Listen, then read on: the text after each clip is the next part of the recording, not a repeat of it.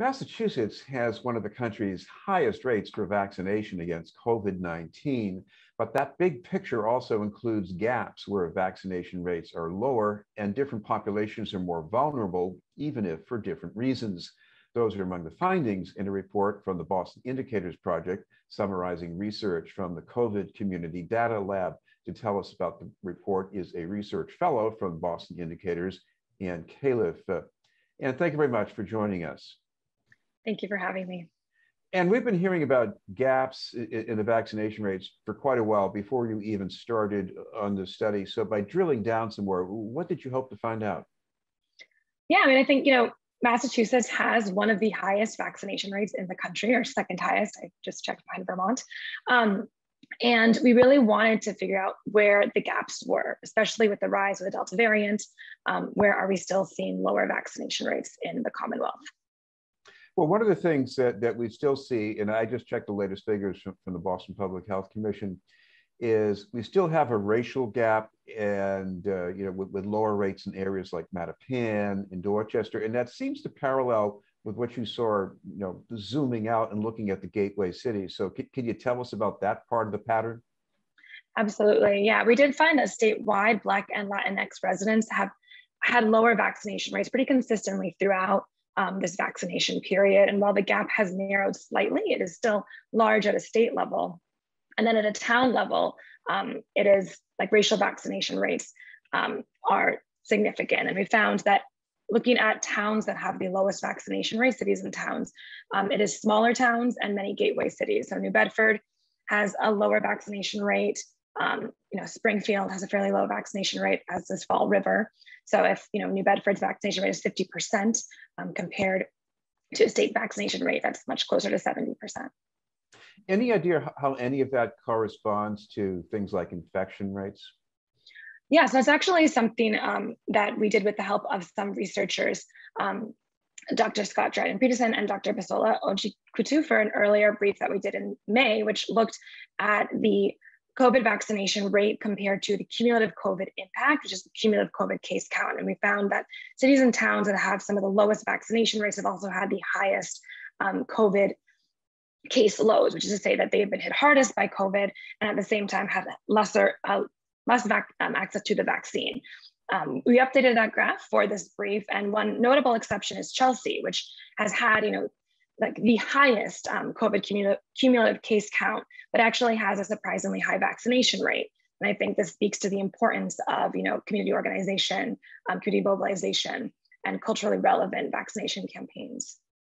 I want to ask about the reasons behind the gaps, because a lot of us get really excited when we hear about attitudes. People have this mistrust for different reasons, but is it necessarily always about distrust?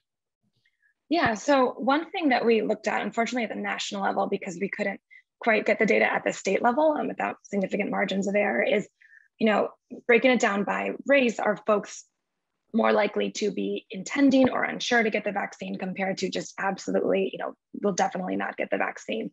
And at a national level, more than half of Black, Latinx, and Asian residents are intending or unsure if they will get the vaccine compared to 63% of white residents. And so I think when we think about reasons for not getting vaccinated, it's important to really remember that for many folks, it's access to the healthcare clinics, it's access to information that is culturally relevant, adequately translated to help answer some questions, to help address misconceptions, getting that time off from work. So, thinking about the small towns that have lower vaccination rates and how it can be difficult to access the vaccine in rural areas, and then in gateway cities, again, where folks are more likely to be lower income, more likely to work in frontline industries, less likely to have, maybe paid time off, et cetera. Could it be that at least part of the racial gap has to do with age? And I'm thinking primarily of the Latinx community, because that's a younger population. Some kids are so young they're not allowed to get vaccinated. And then you have parents who get vaccinated themselves, but they have reservations about doing it for their children. Could that also explain part of what's going on? I mean, that's a great question. And honestly, that's something that we would like to look into more. When we looked at vaccination rates, we just did for share of population over of 18 plus, because that's how NADPH kind of reports their vaccination rates by race at a town level and at a state level, and so at a town level. And so honestly, I think that's a very great point, and we would like to look into that more closely to kind of compare that. But we did earlier do an age-adjusted vaccination rate in May before vaccinations were fully open to the public. And we found that when we adjusted vaccination rates at that time by age, the racial disparity held, unfortunately. I think there have been indications that access to vaccines can also be stymied by any kind of instability, whether it's about rent, food insecurity. Should a vaccination campaign trying to narrow the gap be looking at those factors and trying to build something into it? I think that's a great question. I think that, when we talk about vaccine access, it's like a big part of that too is, what is your ability to think about getting the vaccine, or do you have more pressing concerns such as food on the table, and unfortunately our research did not look deeply into what state response or local responses have been, what are into the specifics of organizing campaigns, but I think that makes a lot of sense for our particularly, more vulnerable communities in gateway cities, in more rural areas. How do we make getting the vaccine as easy as possible? And part of that might be removing other obstacles in individuals' lives. What about the messaging? You mentioned Chelsea, very high rate of vaccination there. A lot of Latino immigrants live there.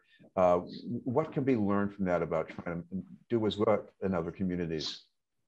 Yeah, I think, again, I wish we had a chance to look more into those specifics rather, of how communities such as Chelsea have responded to vaccination efforts. But I think, Chelsea was one of the cities that had received an early vaccination site in their own city early on, and that was due to community organizing.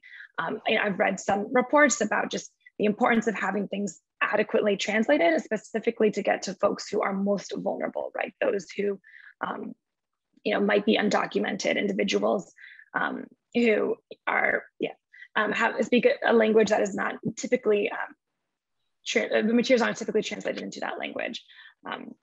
So, yeah. I want to ask you about some of the other disparities as well, because I've seen maybe just the reverse in some places like Billerica, where people of color or Black people were much more likely to be vaccinated than white people. So is this the Trump factor, maybe?